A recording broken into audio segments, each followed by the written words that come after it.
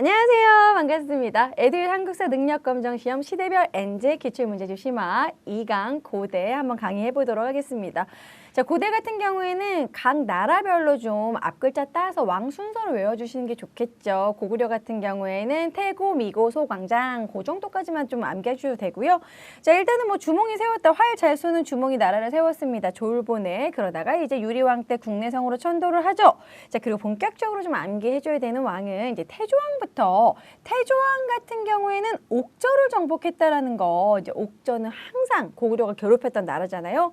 그 다음에 고국 천왕 같은 경우는 천자가 들어가죠. 고국 천왕, 진대법, 을팔소의 권위로 진대법. 요거 중요하죠. 춘대춘합, 봄에 꿔주고 가을에 갚는다. 자, 미천왕 같은 경우에는 여기저기 영토로 많이 미쳤다. 그래서 미천왕 기억을 해주시고요. 낭랑 대방 축출이 선주로 잘 나와요. 자, 그 다음에 고국 원왕은 원자가 들어가잖아요. 고국 원왕 원통하게 누구에게 죽었다? 근초고왕에게 죽었다. 자, 백제 근초고왕의 공격으로 평양성에서 전사를 했습니다. 자, 그리고 나서 이제 이 왕이 중간 사이시기 왕으로 물어보는 유형으로 정말 많이 나오는데요. 바로 소수리망이죠.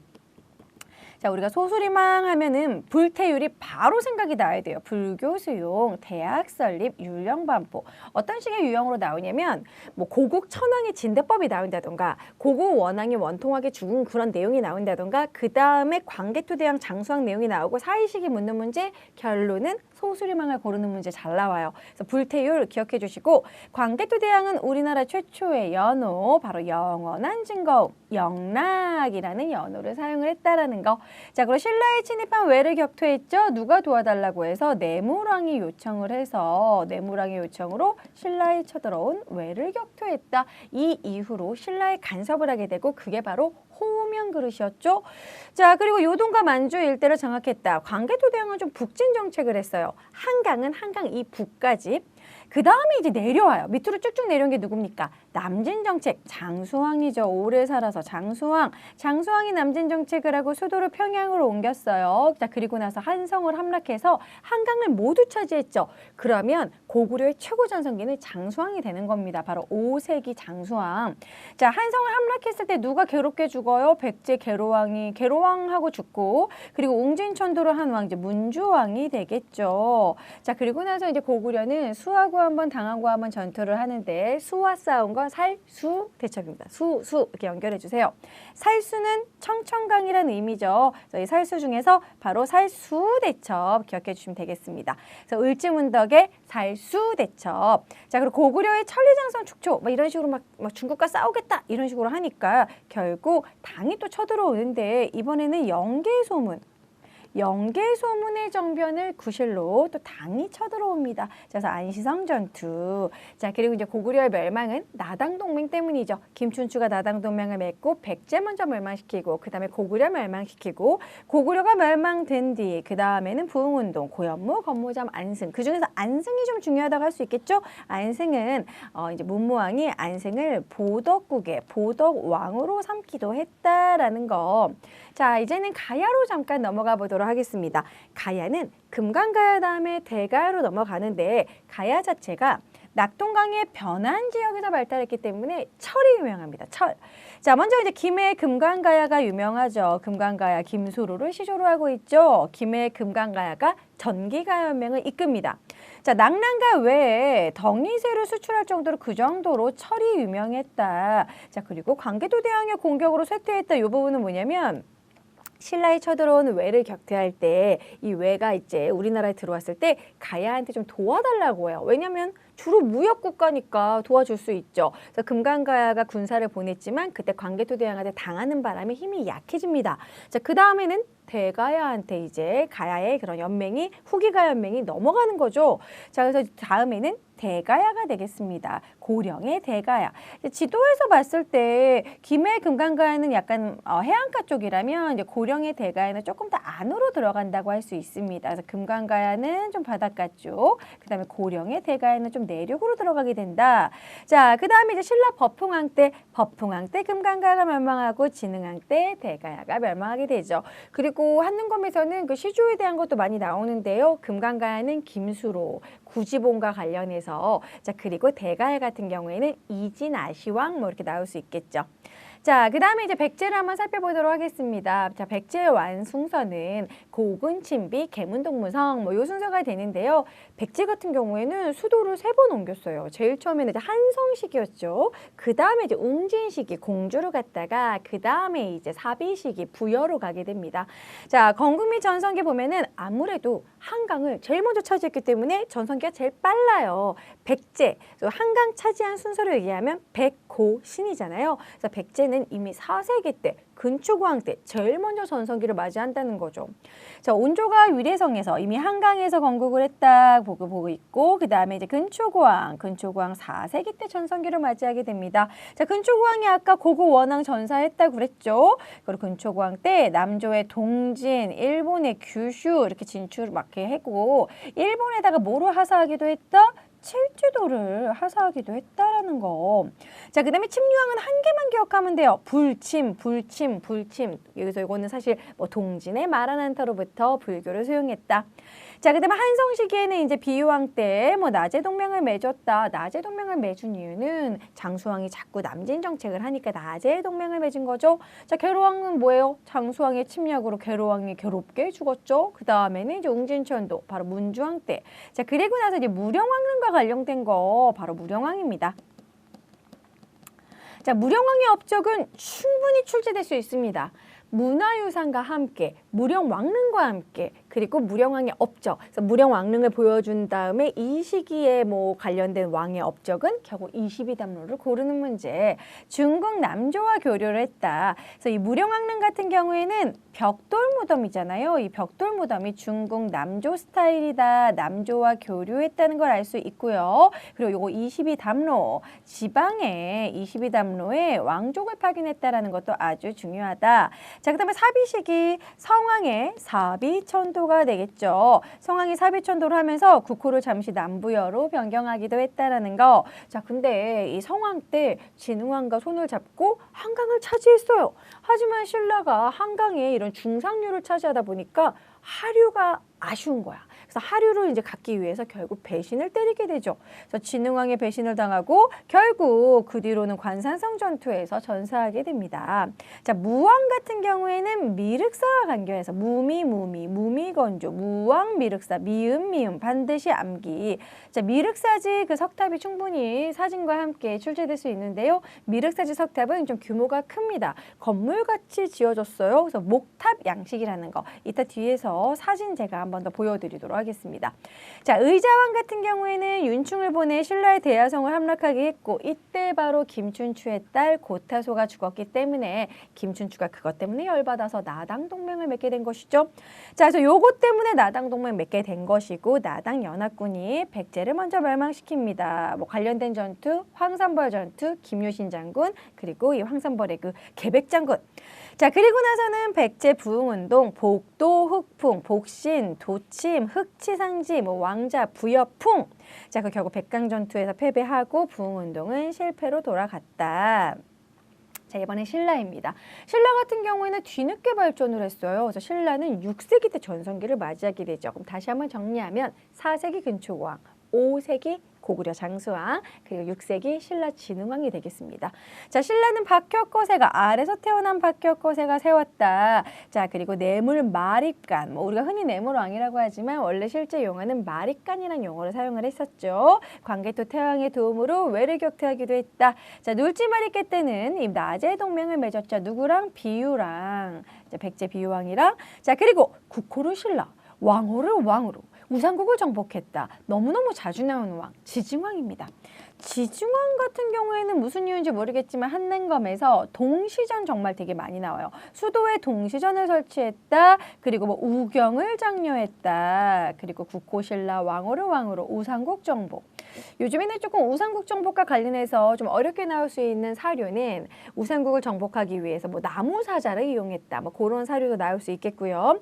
법흥왕 같은 경우에는 연호를 건원이란 연호를 사용을 했고 율령반포, 병부라는 건 군사를 담당하는 부서죠. 그리고 상대 등을 설치했다. 불교를 공인했다는 거 너무 중요하죠.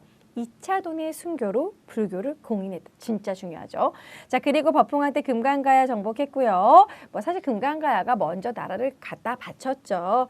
자, 그리고 이제 화랑도를 국가적 조직으로 개표한 누구예요? 진흥왕이죠. 진흥왕 때 최고 전성기, 6세기 최고 전성기를 맞이하게 됩니다. 자, 그리고 역사서 국사, 거칠보로 하여금 국사를 편찬하게 했다. 한강 유역을 완전히 점령을 하게 되었다. 자, 그리고 대가야를 정복했고요. 그리고 진흥왕 같은 경우에는 비석을 많이 세웠죠. 마운연비, 황초령비, 북한산 순수비, 창령비. 자, 그리고 그 외에도 뭐 신라, 단양신라, 적성비 모두 진흥왕 때입니다. 자, 이런 식으로 진흥왕 순수비를 세웠다.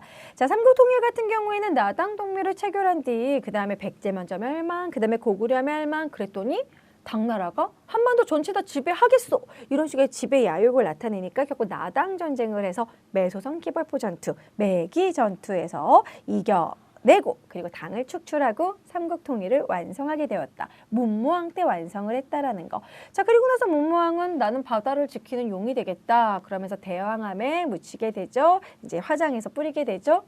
자, 이제 통일신라와 발해로 넘어가게 되면 통일신라가 되면 무열왕, 김춘추가 무열왕이 되면서 최초의 진골 출신 왕이 나타난다는 거 중요합니다. 바로 태종 무열왕 최초의 진골 출신 나당 동맹을 체결한 김춘추고요. 백제를 멸망시켜요. 딱 백제 멸망 보고 죽어요. 661년 그거 보고 죽고 그 다음번에 문무왕. 그래서 문무왕은 삼국 통일을 완성한 건 문무왕이에요. 그래서 삼국 통일을 완성했다. 그래서 문무왕 같은 경우에는 대왕암 사진과 함께 나올 수 있겠다. 문무왕의 아들 너무너무 유명한 왕 신문왕이죠. 신문왕은 엄청난 기출왕입니다. 워낙 뭐 중요한 내용이 많으니까요. 나올 게 너무 많죠. 신문왕. 자, 그럼 신문왕 같은 경우에는 김음돌의 난을 진압하면서 자신의 장인어른을 진압하면서 진골 귀족들을 눌러줬다. 자, 신문왕은 구로 시작되는 거 두 개를 설치하는데 구조오소경, 구서당 십정. 구. 그래서 구조오소경은 행정이고요. 구서당 십정은 군사제도가 될 수 있겠죠. 그 다음에 관료전을 지급하고 노급을 폐지합니다. 노급이라는 건 그 지역에 있는 사람에게 세금도 거두면서 그 지역의 노동력을 증발할 수 있는.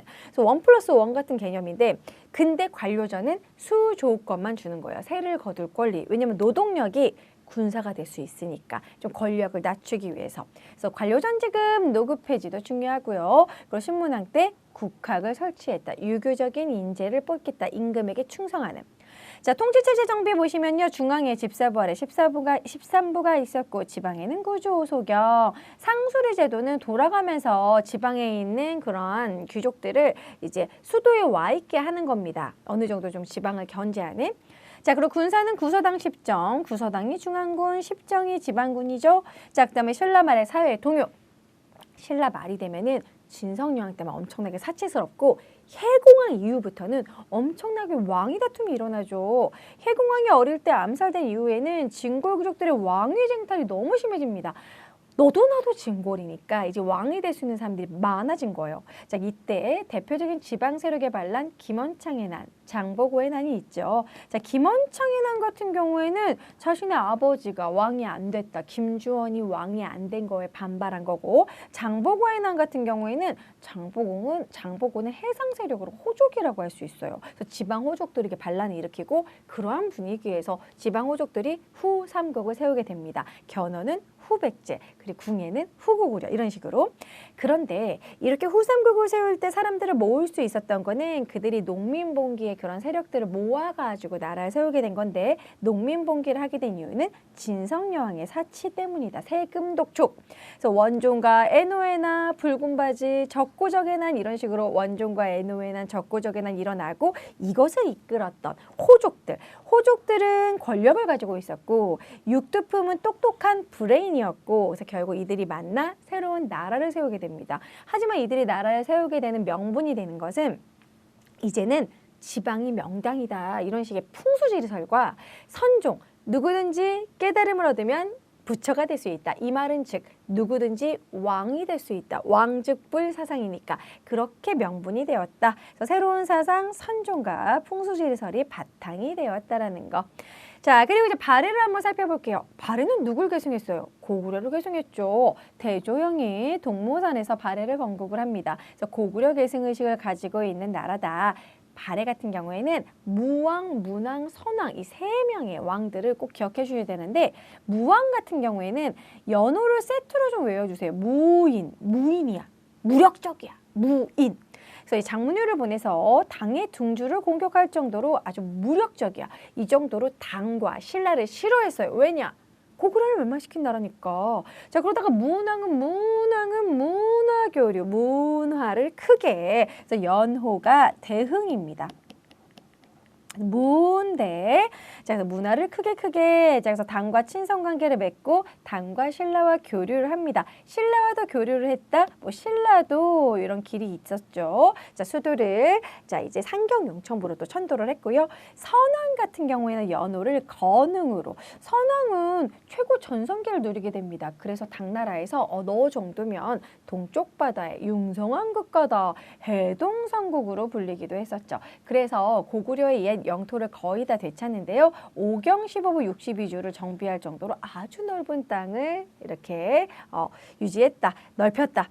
자, 그다음에 당의 삼성육부제를 이제 수용하기도 했었고 그 중에서 약간 우리 스타일대로 정당성 중심으로 운영을 했고요. 정당성의 수상이 바로 대내상입니다. 그리고 이제 유학교육 기간 주자감이 있었고 최근에는 조금 어렵게 나오면 문적원까지도 출제가 됐죠. 문적원은 서적을 관리하는 문적원. 자, 이것도 역시 발해 기관이다. 자, 이제 후삼국으로 넘어가 보도록 할게요. 자, 후삼국 같은 경우에는 후백제 누가 세웠어요? 견훤이 세웠죠. 엄청 싸움을 잘했던 견훤왕.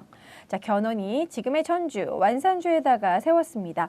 견훤은 후백제이기 때문에 원래 백제는 중국 남조와 교류를 많이 했잖아요. 이어서 남조에 있었던 그 나라들이 쭉 이어지는데 후당 5월과 견훤은 교류를 합니다. 요거 진짜 선주로 많이 나와요. 후당 5월에 사신을 파견했다라는 거 아주 중요합니다. 자, 그리고 이때 후백제가 이때 견훤이 경혜왕을 죽게 하잖아요. 보석정에 와가지고 경혜왕을 죽게 하고 자, 그러한 분위기니까 경혜왕 다음에는 그럼 경순왕이 돼요. 그래서 경순왕이 이제 왕건에게 도와달라고 하게 되고 그 다음부터는 공산전투, 고창전투로 이어지게 되는 거고요.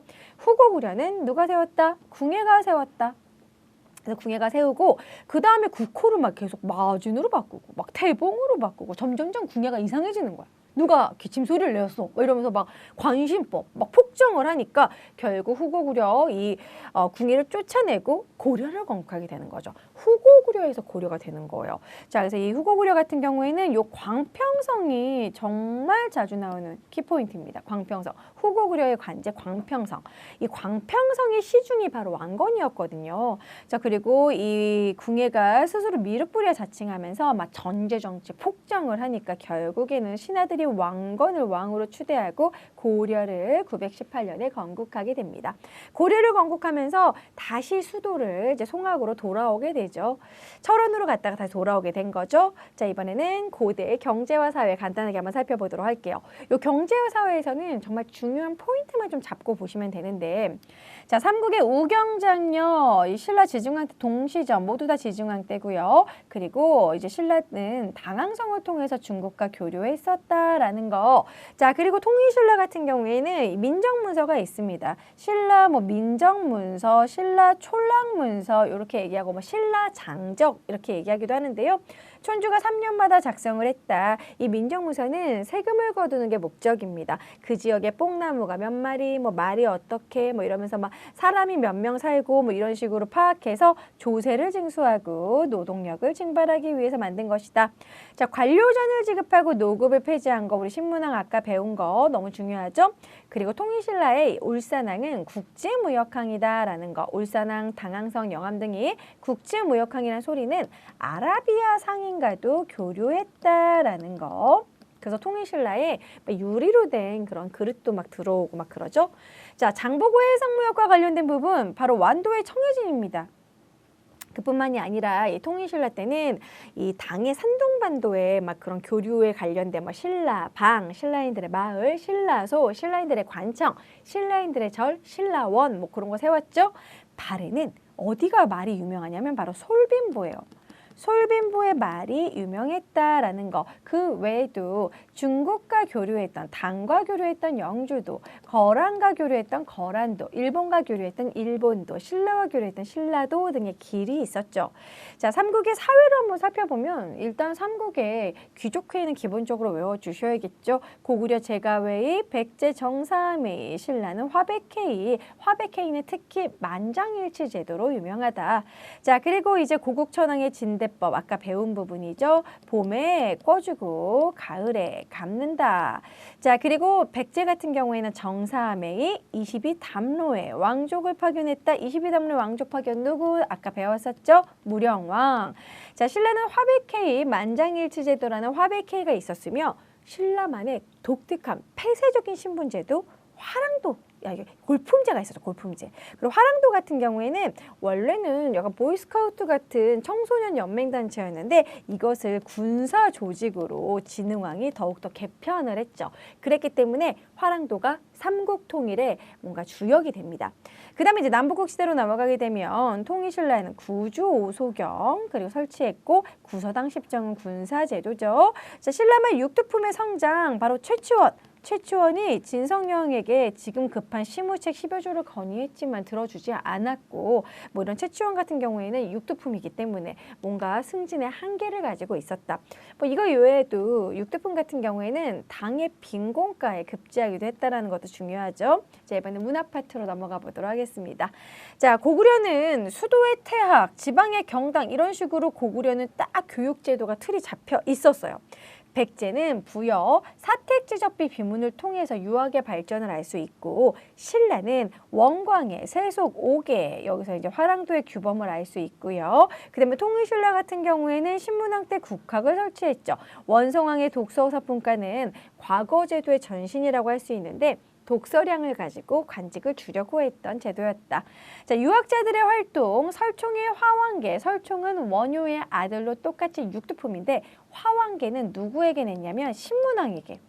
신문왕에게 교훈을 주기 위해서 장미꽃 같은 신하뿐만이 아니라 할미꽃 같은 신하를 좀 더 아껴라. 겉은 볼품없지만 충직한 신하를 옆에 둬라. 뭐 이런 내용이었고요. 강수의 청망민분표. 이 강수 같은 경우는 외교 문서에 능했다. 자, 그럼 최치원의 개원필경, 토황소경문 이런 작품이 있죠. 이제 중국의 황소를 벌하는, 황소를 디스하는 토황소경문. 발해 주자감도 대표적인 유학 경정 교육입니다. 자, 고구려는 뭐 이문집의 신집 5권이 있었고, 백제는 고흥의 서기, 신라는 거칠부의 국사 이런 역사서 편찬했다. 삼국의 불교 수용은 다시 한번 좀 정리를 해보죠. 고구려는 소수림왕 때, 백제는 침류왕 때. 신라는 법흥왕 때 2차 도내 순교로 이런 식으로 불교를 공인한 거 순서 정도는 좀 기억을 해주세요. 그리고 어느 왕 때인지. 자, 통일신라의 불교 발전으로 넘어가면 원효는 일심사상 기억하시면 됩니다. 1, 2, 3, 1, 일심사상. 자, 원효 같은 경우에는 무예가는 막 춤추고 노래하면서 이렇게 좀 종교를 퍼뜨렸던 거. 그리고 일심사상 모든 것은 마음에 달려있다. 한마음이다.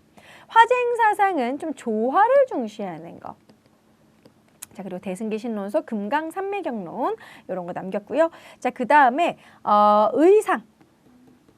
자, 의상 같은 경우에는 관음신화. 이건 뭐냐면 원효 같은 경우에는 아미타 신앙이에요. 나미아미타불이라고 외우면 극락정토에 갈 수 있다라고 했는데 의상은 관세음보살을 외우면 현세적인 좀 지금 복을 받을 수 있다 그런 내용이죠. 자, 그 다음에 이제 화엄 1승 법계도 화엄이 1승했다 뭐 이런 식으로 화엄종이 1승했다 이런 식으로 외워주세요. 의상하면 화엄종. 자, 해초는 왕오천주국전이라는 이런 기행문을 남겼고 선종은 참선 이런 실천 수행. 선종은 깨달음을 중요했어요. 깨달음. 그럼 여기서 왜 깨달음을 중요시했다는 게 무슨 의미냐면 선종은 누구든지 깨달음을 얻으면 부처가 될 수 있다. 그럼 나의 스승님이 깨달음을 얻고 죽었어. 근데 이제 부처잖아. 그럼 부처니까 스승님의 사리를 탑을 만들어줘야 되는 거야. 그래서 선종이 유행하면 승탑과 탑비, 그러니까 이제 부도라고도 하죠. 승탑과 그 승려의 그런 행적을 쫙 적은 탑비가 유행을 했다라는 거. 자, 이번엔 문화 파트 두 번째 불상으로 넘어갈게요. 이 불상은 여러분들이 반드시 사진과 함께. 그러니까 이거를 달달달 그냥 글로만 외우면 못 풀 수 있어요. 이걸 보고 이게 어느 나라의 문화유산인지 이것의 간단한 특징 정도 아셔야 됩니다. 불상은 금동령과 칠련명 열의 입상, 바로 고구려의 문화유산이죠. 백제는 서산 용윤리 마애열의 삼존 입상, 약간 백제의 미소, 약간 통통한 얼굴. 통일신라는 석굴암. 우리나라의 본존 불상, 이런 불상 중에 아마 가장 잘생기지 않았나 싶고요. 발에는 2명의 부처가 앉아있는 이불병좌상. 자, 그다음에 익산 미륵사지 석탑, 금제 사리봉원기 발견. 뭐 요거 같은 경우에는 이거는 뭐 백제 불탑이죠. 백제의 익산 미륵사지 석탑, 부여의 정림사지 5층 석탑, 평제탑이라고도 한다. 이게 왜 그런 거냐면 이 정림사지 5층 석탑에 이 이제 탑신에다가 소정방이 나 백제를 평정했음, 백제의 그런 왕자들 내가 납치해감, 이런 자랑을 써놨어요. 그래서 백제를 평정하고 세운 탑이다라는 의미로 평제탑이라고 조선시대에 불렀어요. 하지만 우리가 만든 걸 나중에 알게 됐죠. 자, 신라 같은 경우에는 경주 분황사 모전석탑, 모전이라는 건 전탑을 모방했다. 그러니까 실제로 이렇게 벽돌을 구운 것이 아니라 돌을 탁탁탁탁 벽돌처럼 쳐서 쌓은 거예요. 자, 그 다음에 통일신라는 경주 가문사지 3층 석탑 신문왕 때 만들었고, 불국사 3층 석탑은 이거를 보수하는 과정에서 석가탑이라고도 불렀었는데 이거를 보수하는 과정에서 무정강대다라는 경이 나왔습니다. 현존하는 가장 오래된 목판 인쇄물이죠. 자, 경주 불국사 다보탑은 화려한 탑으로 유명하고요. 발의 영광탑은 엄청 커요. 그리고 벽돌로 쌓은 전탑이라는 게 특징이 있습니다. 하지만 이 문화 파트들 이따가 사진으로 한번 확인하셔야 돼요. 자, 이번에는 고분입니다. 고구려는 돌모지 무덤, 돌을 무지무지 많이 쌓았는데 특히 장군총은 좀 계단식으로 이렇게 쌓았어요.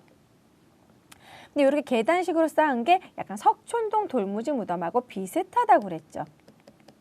그래서 이 돌무지 무덤 스타일이 비슷하기 때문에 약간 백제가 고구려의 계통이다라는 걸 알 수 있고요. 굴식 돌방 무덤은 입구가 이렇게 있어요. 그 다음에 이렇게 돌방이 딱 있기 때문에 여기다가 이제 벽화를 그릴 수가 있습니다. 하지만 굴식이라서 여기 입구만 딱 찾으면 도굴하기가 너무 편해요. 그래서 도굴이 잘 됐어요. 굴식 돌방 무덤은 무용총, 각저총, 씨름도 이런 식으로 벽화가 많이 남아있는데 도굴도 많이 됐다라는 거. 자, 그리고 이제 백제 돌무지 무덤이 석촌동 고분군이 장군총의 영향을 받았고, 그 다음에 이제 굴식 돌방 무덤 만드는데 특히 백제는 벽돌 무덤이 유명하죠. 자, 무령왕릉 중국 남조의 영향, 벽돌이라는 것이 남조의 영향이다. 자, 묘지석이 출토돼서 누가 주인인지 알 수 있다. 뭐 진묘수 같은 게 있었다. 자, 신라의 돌무지 무덤 중요하죠. 별표. 돌무지 덧널 무덤은 신라에서만 나타나요. 그러니까 이제 나무 덧널로 나무로 이렇게 방을 만들고 그 대신 벽화는 없어요. 하지만 입구를 찾기 힘들기 때문에 도굴은 잘 안 됐다라는 거. 그래서 돌무지 덧널 무덤은 천마총, 호우총 등이 있는데 천마총의 천마도는 벽화가 아니라는 것이 아주 중요합니다. 벽화 X. 자, 왜냐면 이 천마도는 가죽에 그린 거예요. 이 말의 배를 가리는 말의 장리에다가 그린 것입니다. 자, 그 다음에 이제 통일신라 굴식 돌방무덤, 김유신묘 뭐 이런 것들이 있는데 통일신라에는 규모가 작아져요. 무덤의 규모가 작아진다. 무덤의 규모가 작다는 거는 이때 화장을 했기 때문에 그 대신 겉에다 둘레돌을 만들고 12지 신상을 새겨서 둘레돌을 쌓았다. 그 다음에 발에 정혜공주묘는 굴식 돌방무덤으로 되어 있고 천장이 모주림 천장으로 고구려 스타일입니다. 근데 정묘공주면은 벽돌이에요. 벽돌 나오면 중국 스타일, 당나라 스타일입니다. 이런 영향을 받았다. 자, 그 다음에 고구려는 광개토 태양릉비, 충주 고구려비가 남아 있고요. 백제는 사택지적비. 약간 사택지적비에서는 인생 무상적인 도교적인 성격이 좀 남아 있다. 신라는 진흥왕의 영토확장 기념비, 북한산 순수비, 뭐 이런 식의 창녕비, 황초령비, 마웅년 순수비가 있고요. 자, 백제는 칠지도. 아주 여러 번 담금질한 그 칼, 이것을 이제 일본에다가 전달해 줬다. 백제 금동대학로도 도교적인 색채도 있지만 엄청난 세공 기술을 보여주고 있죠. 신라는 선덕여왕 때 만든 첨성대. 자, 그럼 여기서 잠깐 선덕여왕이 세운 세 가지 문화유산 첨성대, 분황사 모전석탑, 자장의 건유로 만든 황룡사 구축 목탑이 있죠.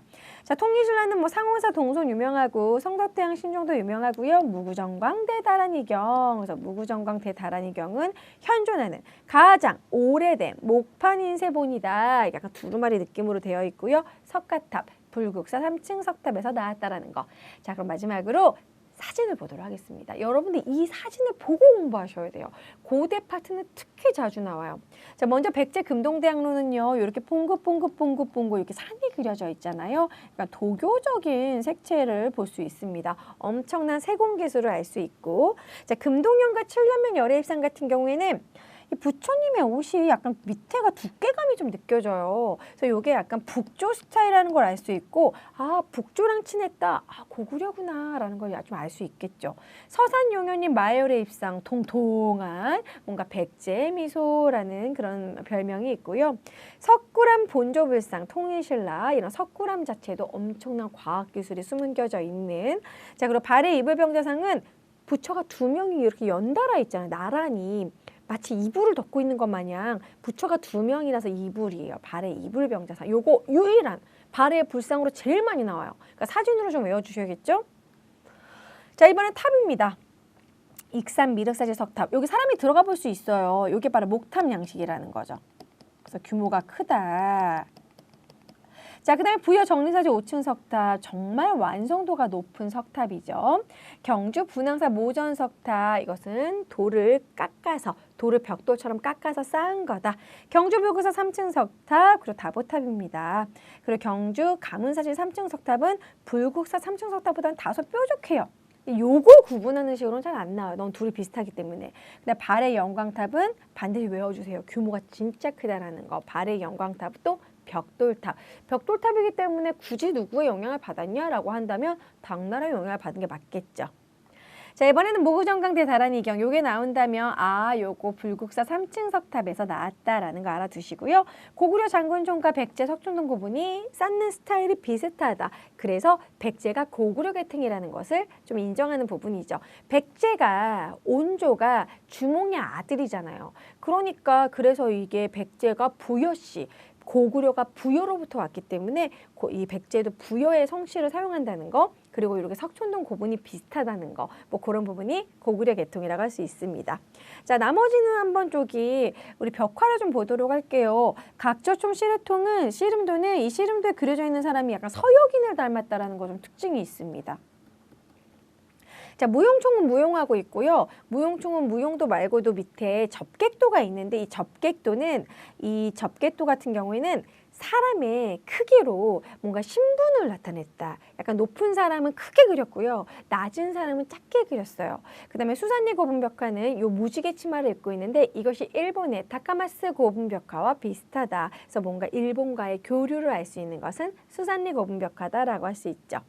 자, 그 다음에 이것은 정예공주의 도유사자상입니다. 도유사자상의 패기, 그런 모습, 이거는 고구려 스타일이라고 할 수 있고요. 정효공주의 벽화, 요 정효공주의 벽화는 약간 이 사람들의 얼굴이 약간 중국 스타일이에요.